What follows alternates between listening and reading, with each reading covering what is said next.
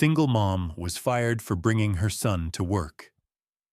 Until the new CEO said, "I was that kid."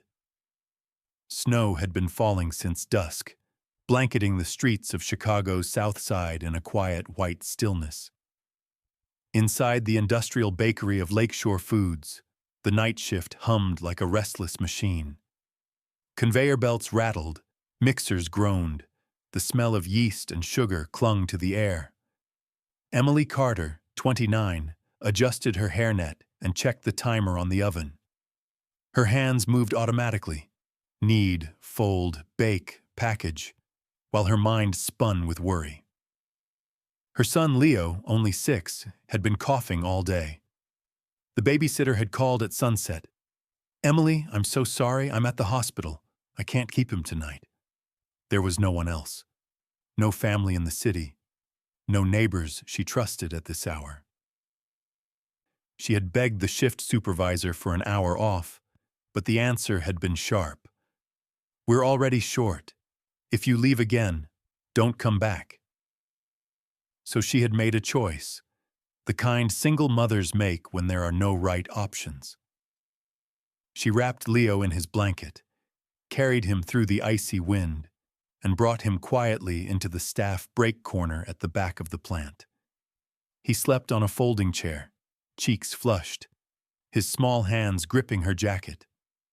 Each time she turned dough into the trays, she glanced over her shoulder to be sure he was still breathing evenly. The rhythmic rise and fall of his chest steadied her. She whispered a prayer she'd said 1,000 times before. "Just one more night, God. Let me get through this shift." It was past midnight when the factory door slammed open. The voice that followed cut through the hiss of the ovens. "Why is there a child in here?" Tracy, the night manager, strode across the floor, her heels clacking against the concrete. Her expression froze when she saw Leo curled under the blanket. "Emily, this is a production facility, not a daycare." Emily straightened, hands trembling. "Please, he's sick. I couldn't find anyone to watch him. He's just sleeping, I promise." Tracy's face hardened. "That's not the point. It's against company policy. Health code violation, liability risk, you know all of that." "But I'm almost done with the order," Emily pleaded, voice cracking. "I just need another hour." Tracy crossed her arms. "You should have thought of that before bringing him here. You're terminated. Effective immediately." For a heartbeat, the world went silent except for the hum of the conveyor. No one spoke. The other workers looked away, pretending to check trays or sweep flour, unwilling to meet her eyes. Emily stood frozen, her chest tightening until she could barely breathe. Then Leo stirred, coughing, a small, fragile sound that snapped her back. She lifted him into her arms, his warmth burning against the chill of the factory. "Come on, baby," she whispered. "We're going home." No one stopped her. No one said goodbye. The only sound that followed her was the squeal of the heavy door and the faint beeping of timers behind her. Outside, the snow was relentless. Wind sliced across the loading dock, stinging her face. Emily wrapped her coat around Leo, covering his head with her scarf. The nightlights flickered, and her shoes slipped on the ice as she stepped off the platform. The air smelled faintly of burnt sugar, the last batch she had left in the oven still baking, unguarded. A timer buzzed somewhere inside, followed by the scent of bread turning black at the edges. She turned back once, watching the glow through the frosted glass. Her station still lit, her tools waiting. The oven door closed on something she had almost finished. Then she whispered, "It's just bread," though her throat ached as if she'd lost more than a job. Leo stirred again, his small voice muffled against her coat. "Mom, are we in trouble?" Emily shook her head and forced a smile that didn't reach her eyes. "No, sweetheart. We'll be fine. They walked down the empty street, the crunch of snow beneath their steps the only sound. Every few blocks, a car passed, its headlights washing over them before vanishing into the storm. Emily's breath came out in clouds. Her hands were numb, but she kept moving. There was no cab fare left, no bus running this late. Just the long walk back to their apartment and the hope the landlord hadn't locked the front door again. She shifted Leo's weight in her arms and looked up at the gray sky. "Mothers don't quit," she murmured, more to herself than to him. "We find a way." Behind her, the factory continued to hum. Through the high windows, she could still see the faint orange glow of the ovens. One tray, hers, had burned, smoke curling toward the vents like a ghost of effort wasted. That night, as snow gathered on her hair and Leo's breathing steadied against her shoulder, Emily whispered the promise that would carry them both through everything that came next. "We'll start over tomorrow, my love. Somehow we'll bake again." By morning, the snow outside their apartment had turned to a crusted sheet of ice. The tiny heater rattled in the corner, barely cutting the chill. Emily sat on the floor beside the mattress where Leo lay bundled under 2 blankets, his cheeks pale but his breathing steadier. She rubbed her hands together for warmth, staring at the unopened eviction notice taped to the door. The bakery's final paycheck wouldn't arrive for another week, and it would barely cover rent, let alone medicine. Still, she pressed a kiss to Leo's forehead and whispered, "We'll be okay. We always find a way." The next few days blurred into an exhausting rhythm of rejection. Emily walked block after block across Chicago, clutching a thin folder of applications already smudged from the snow. Every store window promised "now hiring," but every manager's smile faltered when she admitted she'd been terminated. "Company policy violation," she explained each time. The phrase hung like a curse. Some nodded politely, some turned away mid-sentence. None called back. She stopped keeping count after the 10th door closed in her face. By the 3rd day, her shoes leaked. She wrapped her feet in grocery bags before stepping outside, and her hands cracked from the cold. Leo's cough deepened, so she rationed the last of his medicine. One night, with no money left for heat, she took him to the Rivergate Public Library, hoping at least it would be warm. The security guard frowned but recognized her tired eyes and waved them in. They stayed until closing time, sitting between shelves of children's books while Leo traced pictures with his finger. "Look, Mom," he said, pointing at a story about a baker and his son. "That's us." After hours, when the lights dimmed and the last patrons left, an older woman with silver hair and soft eyes approached. Mrs. Hester, the head librarian, had noticed them before. "You've been here every night this week," she said gently. "You don't have to leave right away. It's freezing out there." She led them to a small reading room with carpet stains and an old heater that hummed like a lullaby. "You can stay here until morning," she offered, handing Emily a folded blanket from the lost and found box. "If you help me clean up after closing, I can tell the guard you're part of the maintenance crew." Tears stung Emily's eyes. "Thank you," she whispered. That night, after Leo fell asleep on the couch, she swept the floors, emptied trash bins, and wiped down tables until her arms ached. The smell of old paper and dust filled the room, but it was dry, and that was enough. When she was done, she sat beside her son, watching him breathe. His tiny chest rose and fell, fragile yet steady. Every morning before sunrise, she left the library to look for work again, returning at dusk to clean. It wasn't much, but it kept them warm. On the 4th night, Leo found a crayon stub under the couch and began to draw on a torn piece of cardboard. Emily glanced over. He was sketching two figures standing beside an oven, smiling beneath a loaf of bread that glowed like the sun. Above it, in shaky letters, he wrote, "Mom and bread." Emily's throat tightened. She crouched beside him, smoothing his hair. "That's beautiful, sweetheart. What's the bread for?" Leo looked up. "It's the good one we'll make when you have a new job. The one that doesn't burn." He said it with the easy certainty only children have, the kind that makes faith feel possible again. That night, as the library's heater rattled and snow fell silently outside, Emily folded the drawing and slipped it into her jacket pocket. She held it there, like a promise she could touch. "One day," she murmured, "we'll bake that bread again." But the days didn't get easier. The city felt colder than the weather. People moved too fast, eyes down, lives sealed behind thick coats and busy schedules. Emily learned to ignore the sting of pride when she wiped cafe tables for tips, or when she accepted leftover sandwiches from a closing shop.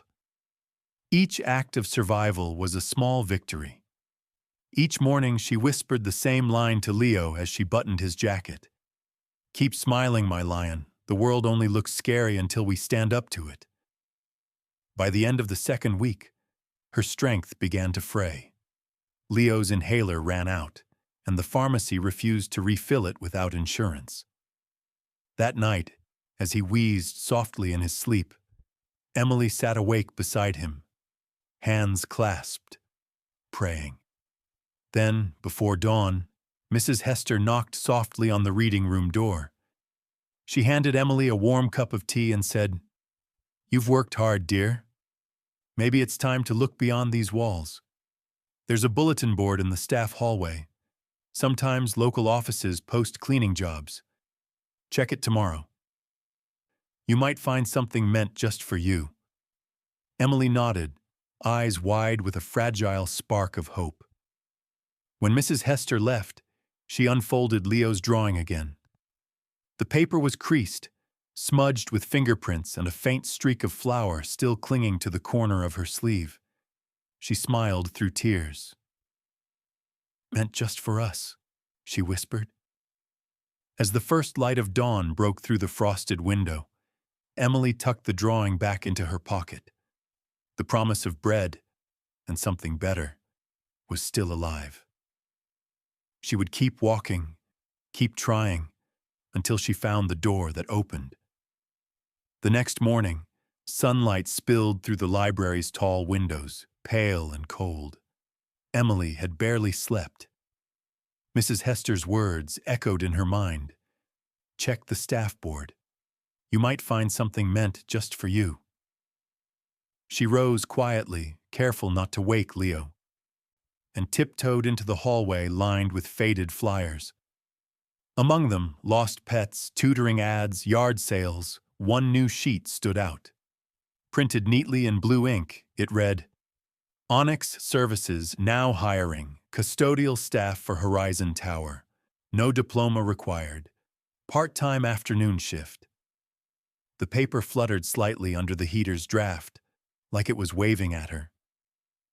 Emily tore off one of the phone number tabs, her heart thudding with a mix of fear and hope. By noon she'd called, her voice trembling.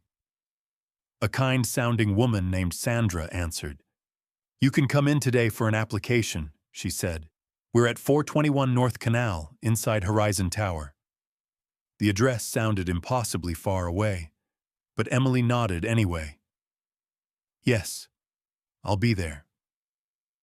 That afternoon, she and Leo bundled into the crowded bus. Snow had turned to slush along the curbs, and wind whipped through the cracked window. Leo sat on her lap, clutching his sketchbook like a treasure chest. "Will they let you make bread again, Mom?" he asked softly. She smiled at him. "Maybe not bread this time, sweetheart, but maybe something close." When they stepped off the bus, the city felt different. Horizon Tower rose above the skyline like a shard of glass, sunlight bouncing off its mirrored windows. Inside, the lobby gleamed. Marble floors, tall potted palms, a faint scent of lemon polish in the air. Emily hesitated, suddenly aware of her worn shoes and thrift store coat, but Leo tugged her hand. "Come on, Mom. You said doors open when you knock." She signed in at the reception desk, her name shaky on the clipboard. The security guard glanced at Leo, and Emily immediately apologized. "I'm so sorry. His babysitter's still in the hospital. He'll just wait quietly while I fill out the form." The guard looked hesitant, but softened. "There's a waiting area near the vending machines. He can sit there as long as you're quick. I'll keep an eye on him." He handed Leo a temporary visitor sticker with a bright yellow smiley face. Emily sat on a plastic chair near the far wall and filled out the application form, balancing it on her knee. She wrote slowly, pressing carefully into each line. Name, address, past employment. When she reached the question, "Have you ever been terminated from a job?" her pen paused midair. The truth caught in her throat. If she checked yes, would this be another rejection? But lying felt wrong, and it wasn't who she was. Her hand shook as she marked the box and wrote, "Yes, family emergency." Across the lobby, Leo sat swinging his legs, his sketchbook open. He was drawing again. 2 stick figures beside a big building with windows that reached the sky. A man in a collared shirt stood beside them, smiling. Emily smiled faintly, thinking, "He always draws a happy ending before I find one." Then footsteps echoed behind her. A man's voice, calm, low, spoke briefly to the receptionist. Emily looked up without meaning to. A tall figure in a dark wool coat stood at the counter, a folder under one arm and a phone in his other hand. His hair was slightly tousled, gray at the temples, and his expression carried the kind of tired focus she recognized from people who hadn't slept much. As he turned to leave, his gaze caught on Leo. The boy was holding up his drawing proudly, showing it to the guard. The man stopped mid-step, his brow furrowing slightly, as if the image triggered something buried deep. His eyes softened. The faintest hint of a smile tugged at his mouth. Then his gaze shifted to Emily. Their eyes met for less than a second, enough for her to feel the quiet weight of recognition, though she couldn't explain why. He nodded politely and moved toward the elevator. "Mom, who's that?" Leo whispered. "I don't know," she said, still watching the elevator doors slide shut. "Maybe someone important." When she handed the application back to the front desk, Sandra, the recruiter, gave her an encouraging smile. "We'll review this today, Emily. Thank you for coming." Emily thanked her and turned to collect Leo. As they stepped outside, wind tugged at her scarf and carried away the faint scent of lemon cleaner from the lobby. For the first time in weeks, she didn't feel invisible. The next afternoon, her borrowed phone buzzed with an unknown number. "Miss Carter?" a warm voice said. "This is Sandra from Onyx Services. We'd like to offer you the part-time custodial position at Horizon Tower. You start tomorrow." Emily froze. "Wait, really?" "Yes, and we understand you might have a child. The building has a staff lounge where he can stay after school as long as he's safe and quiet." She sank onto the edge of the mattress, tears of disbelief filling her eyes. "Thank you," she whispered, clutching the phone. "Thank you so much." When she hung up, Leo was already watching her expectantly. "Is it good news?" he asked. Emily nodded, smiling through tears. "It's better than good. We got the job." Leo jumped up, laughing, his voice echoing off the bare walls. "Does that mean we can buy bread again?" She pulled him into her arms, holding him close. "Yes," she said softly. "And this time, we won't burn it." Outside, snow began to fall again, thin, feathery flakes swirling under the streetlight.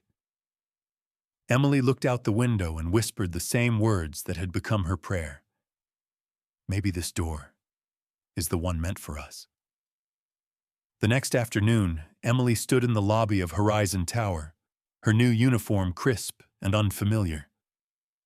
A laminated badge with the logo of Onyx Services hung from her collar. The words, "Custodial Staff, Temp 30 Days," were printed below her name. She ran her fingers over the plastic, half afraid it might vanish if she blinked. The scent of lemon cleaner and polished marble filled the air, the same smell she had noticed during her interview. "You'll be working the executive floors," Sandra had said earlier that morning. "We keep things spotless up there. It's good work if you're careful." Emily had nodded. She'd learned to be careful with everything. Now she followed the floor supervisor through a maze of hallways until they reached the 18th floor, where sunlight poured in through glass walls. Desks gleamed, computers hummed softly, and the view stretched across the city like a painting. "This is your area," the supervisor said, handing her a keyring. "Conference room, restrooms, kitchenette. Don't worry, everyone here's polite."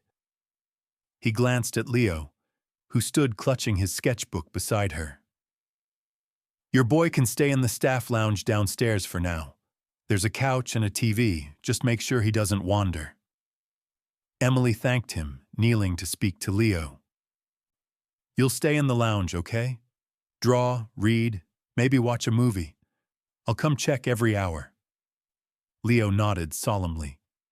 "Can I draw you a picture for your first day?" She smiled. "Of course you can."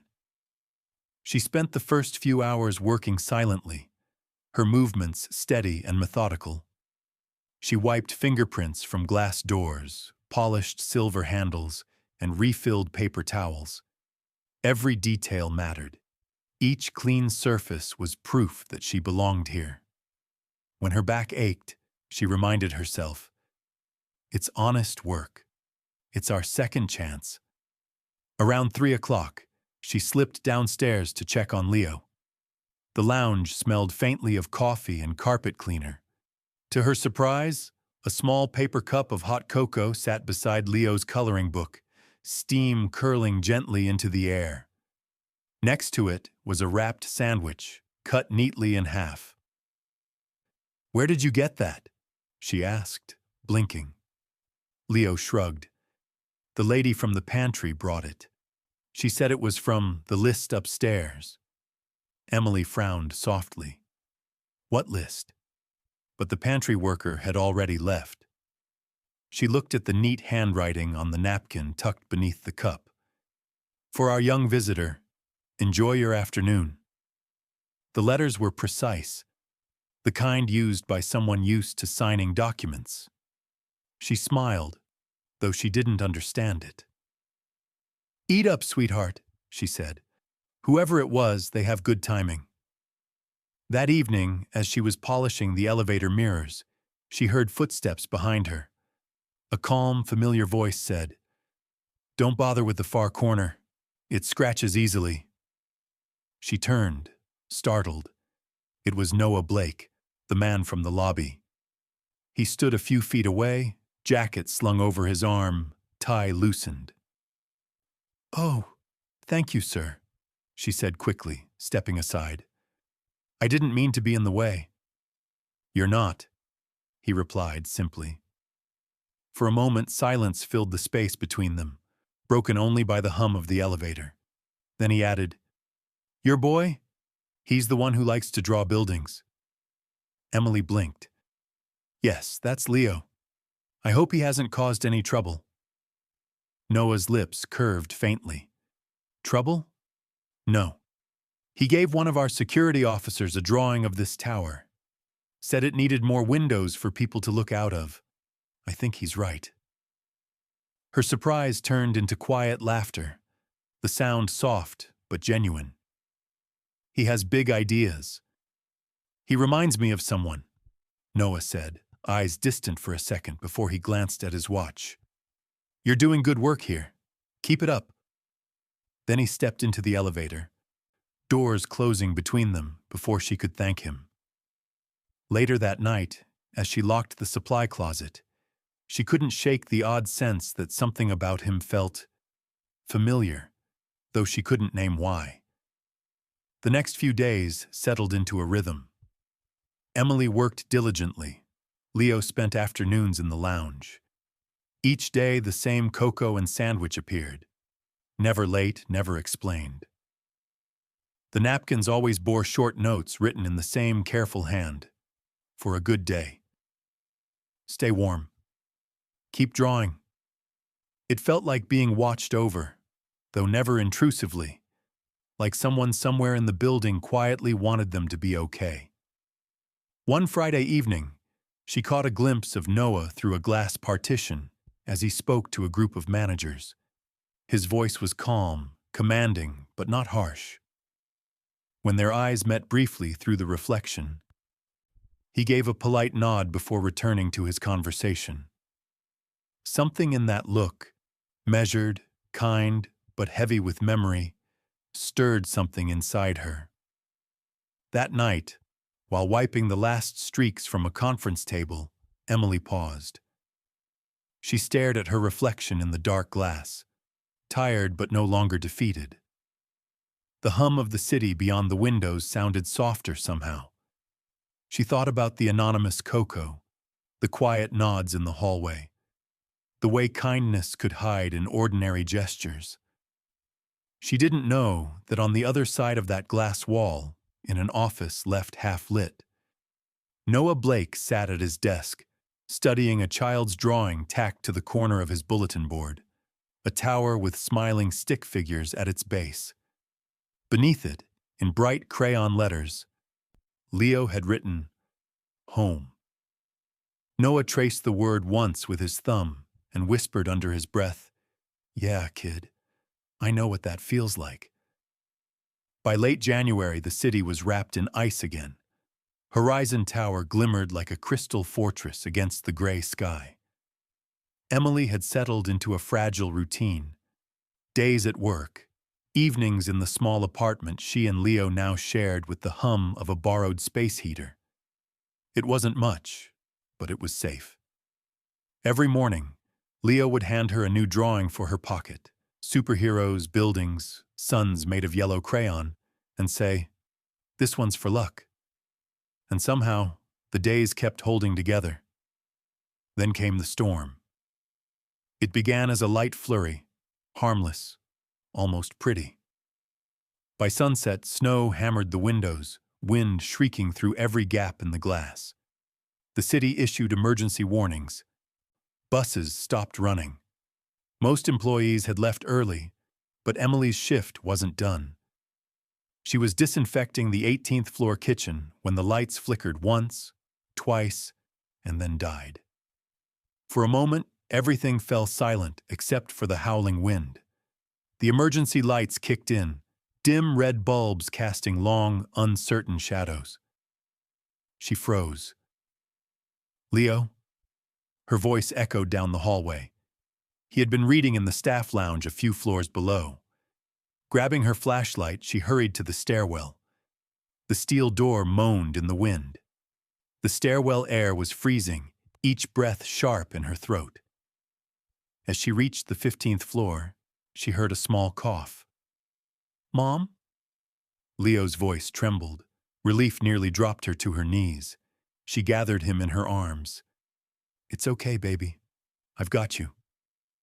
They joined a small group of employees in the refuge area, a designated safe zone lined with blankets and bottled water.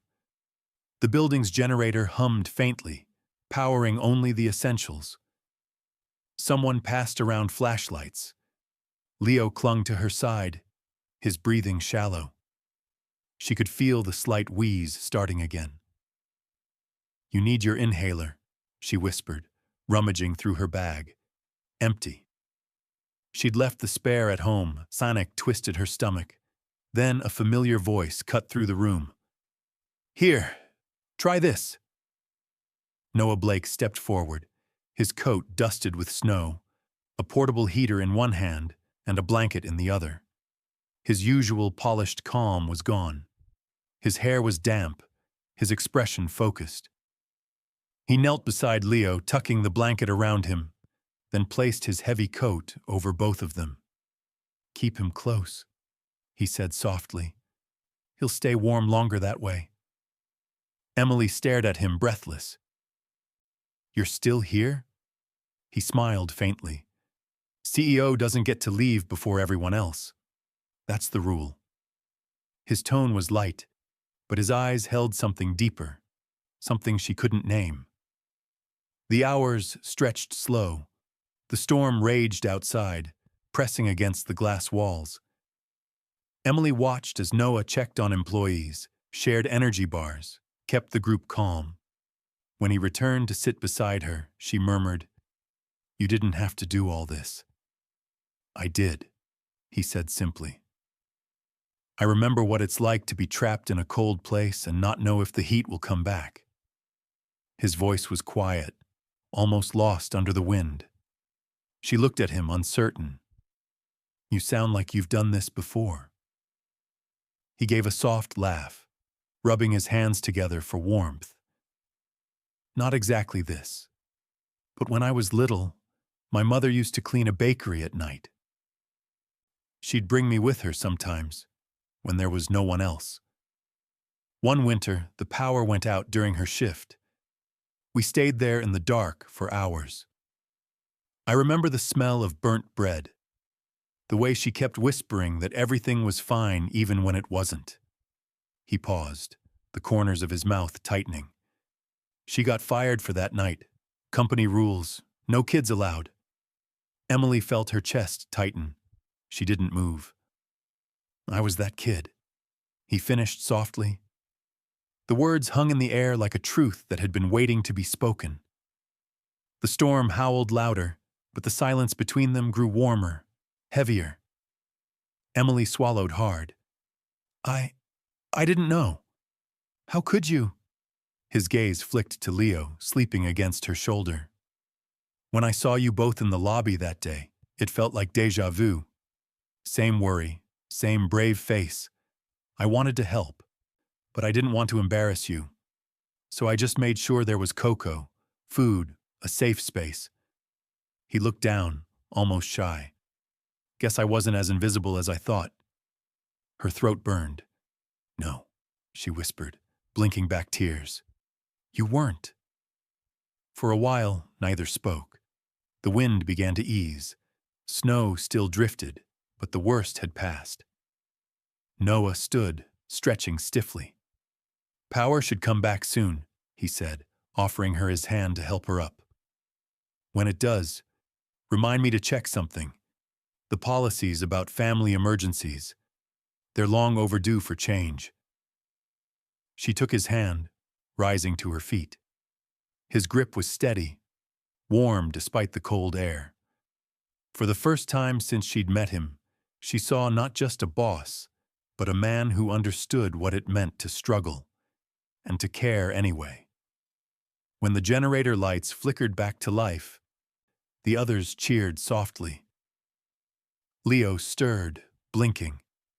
"Is it morning, Mom?" Emily smiled through tears and kissed his forehead. "Almost, sweetheart. The storm's ending." Noah looked out at the windows now glowing faintly gold from the city lights returning. "Funny thing about storms," he said quietly. "They make you see who's willing to stay until it's over." Emily met his eyes and nodded. And who remembers what it's like to be in one? Outside, the snow began to fall more gently. Inside Horizon Tower, something else had shifted too. Something quiet and human and entirely new. When Monday arrived, the snow outside Horizon Tower had begun to melt, leaving the streets shining like silver ribbons beneath the morning sun. The storm was gone, but its silence still lingered. The kind that follows something that changes you. For Emily, the night had blurred into something half dream, half miracle. She could still feel the weight of Noah's coat around her shoulders, the echo of his words. I was that kid. They hadn't spoken much after that. No grand promises, no long explanations. But when he'd walked her and Leo to the lobby once the power returned, he'd said quietly, "Come in early Monday. There's something I need to discuss." Now, as she stepped through the glass doors of Horizon, her heart raced. The marble floor gleamed under her boots, reflecting the soft light of a winter morning. Employees hurried past, talking about deadlines and projects, unaware that the building itself was about to change. Emily clocked in as usual, trying to steady her nerves. Leo had stayed home with Mrs. Hester, who insisted on watching him after hearing about the blackout. "You go," the librarian had said with a wink. "The world doesn't move forward unless someone brave enough opens the next door." At 9 a.m., a company-wide meeting notice flashed across every screen. Town Hall, Conference Hall, B, all staff attendance required. Emily's supervisor, looking puzzled, told her to attend too. "Even the contractors," he said. "CEO's orders." The conference hall buzzed with quiet chatter as hundreds of employees gathered. Emily stood near the back, clutching her gloves. She spotted Noah at the front of the room, sleeves rolled up, speaking softly with his assistant. When he turned toward the podium, the noise died instantly. His voice, calm but steady, filled the hall. "Good morning, everyone. Before we dive into quarterly numbers or metrics, I want to tell you a story." A slide appeared on the massive screen behind him, an old black and white photo of a small bakery. "When I was a boy," he began, "my mother worked nights cleaning this bakery. She brought me along because she had no one else. She'd hide me behind the counter, feed me warm rolls, and tell me to dream of better days." His voice caught slightly. "One night, the manager found out. She was fired on the spot. I remember watching her walk out into the snow, her hands raw, holding mine so tight it hurt. We had nowhere to go, but we survived because she refused to give up." A hush fell over the room. A few nights ago, during the storm, I was reminded of her. I saw a young mother doing the same thing, protecting her child the only way she could, even when the rules didn't bend for her. Noah's gaze drifted to the back of the hall, right to Emily. "Her name is Emily Carter. She works right here, cleaning these very floors you walk on every day." The crowd turned. Emily froze, her pulse roaring in her ears. She wanted to disappear, but Noah's tone wasn't pitying, it was proud. She didn't ask for special treatment. She didn't complain. She just did her job with grace, strength, and humility. And she reminded me that companies aren't built by walls or profits. They're built by people. He paused, letting the words settle. Then he continued. "That's why, starting today, Horizon will launch a new pilot program called Care Hours, a policy that allows single parents and guardians to bring their children into a safe, supervised space during emergencies. We're calling it the Family Room Project because no one should have to choose between their child and their job." Applause began quietly, then swelled, filling the room. Some employees wiped their eyes. Emily stood frozen, her hands trembling. Noah wasn't finished. "And there's one more thing. Effective immediately, I'm promoting Emily Carter to Supervisor of Facilities Operations for setting the example of what integrity looks like when no one's watching." The applause rose again, louder this time, filling every corner of the hall. Emily pressed a hand to her chest, overwhelmed. Her supervisor clapped her on the back, whispering, "You earned this." Noah smiled faintly, stepping away from the podium. "One last announcement," he said. "Horizon will be funding a small scholarship, the Horizon Kid Fund, to support the education of employees' children. The first recipient is Leo Carter, whose imagination reminded us what hope looks like on paper." The room erupted in cheers. Emily covered her mouth, tears spilling freely now. For a moment the noise blurred, replaced by the faint memory of burnt bread and the smell of sugar from that night in the bakery. Only now, she wasn't being cast out into the cold. She was standing in the light, being seen for the first time. As the applause faded, Noah approached her quietly. "Congratulations, Emily," he said, offering his hand. "You taught us all something important." She tried to speak, but words failed. Instead, she simply shook his hand, whispering, "Thank you for remembering." He smiled softly. "I never forgot." Later that day, when she passed the new sign outside a small renovated room, "Family Room for Emergencies, for Love, for Tomorrow," Emily stopped and touched the plaque. Her reflection shone faintly on the metal surface. For the first time in years, she felt proud not just to survive, but to belong. A week after the town hall meeting, the city thawed.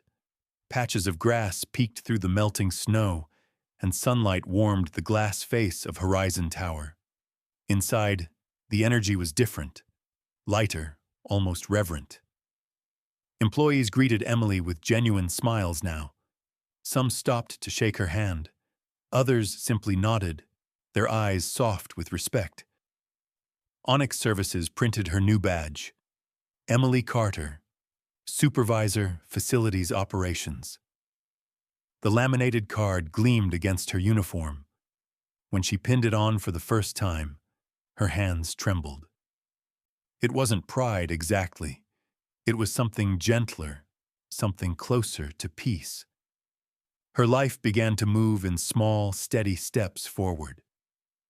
Leo started attending a community school near the library, thanks to the Horizon Kid Fund.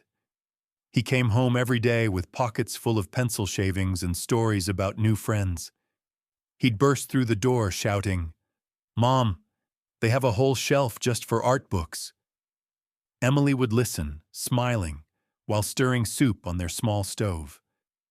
The world that had once closed every door on her now felt, at last, like it was unlocking one by one.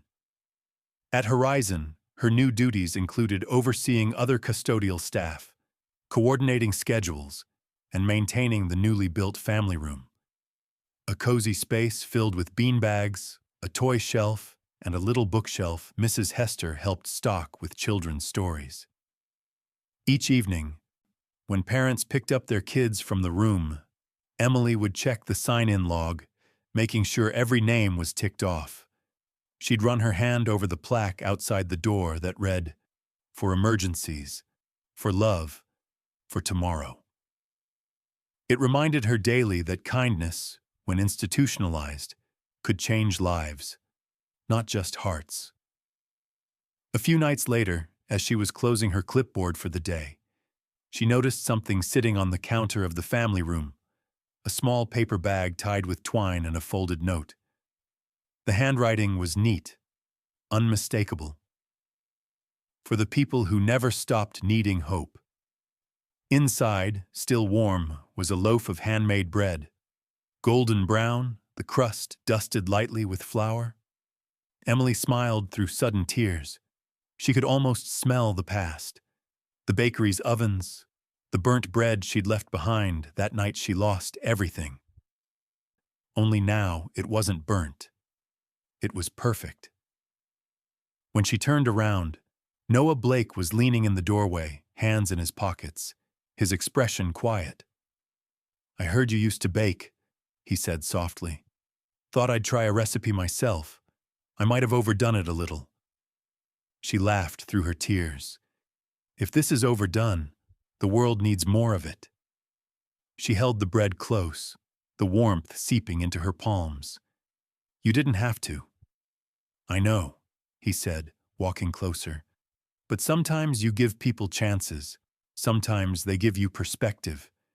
You did that for all of us. He hesitated. For me. For a moment, the air between them was still, threaded with something unspoken but unmistakably human. Gratitude, admiration, maybe even something tenderer. Emily broke the silence with a shy smile. Then maybe you'll stay for dinner? Leo's been bragging he knows how to make toast now. Noah chuckled, nodding. How could I say no to the future chef of Horizon? That evening, the three of them sat around the small kitchen table in Emily's apartment, the same one that once felt too big for just two people. Leo spread butter clumsily on a slice of bread, beaming. Mom, this one's for you. Mr. Noah, you get the end piece, that's the best part. Noah raised his glass of milk. To the best part, then. As they ate, laughter filled the tiny kitchen, weaving warmth into its walls. Outside, the last snowflakes of the season drifted lazily under the streetlights. For the first time in a long while, Emily didn't feel like she was surviving. She felt like she was living. Weeks passed. The family room flourished, and the policy Noah introduced spread to other branches of Horizon. Journalists wrote articles about the CEO who changed workplace compassion. But inside the company, the story wasn't about policy. It was about the quiet janitor who became the heart of a new beginning. One afternoon, Leo surprised Emily with another drawing. It showed three stick figures standing beneath a bright yellow sun, a loaf of bread between them, steam rising in curls. At the top, in his uneven handwriting, he'd written, Home. Emily knelt, hugging him tightly. It's perfect, she whispered. Then she noticed another small detail. On the edge of the drawing, Leo had added words in crayon. Mom, me, and the man who helped us bake again. That night, the horizon outside their window glowed orange with the setting sun. Emily stood there for a moment, her badge catching the last light, her son's laughter echoing behind her.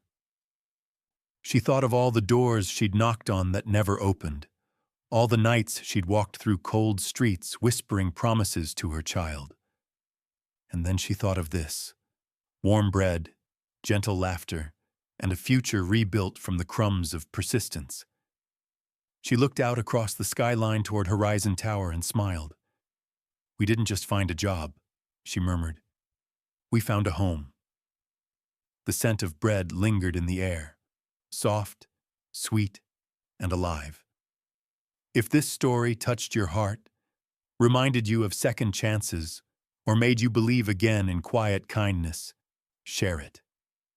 Let someone else remember that warmth still exists, and that every storm can end in light.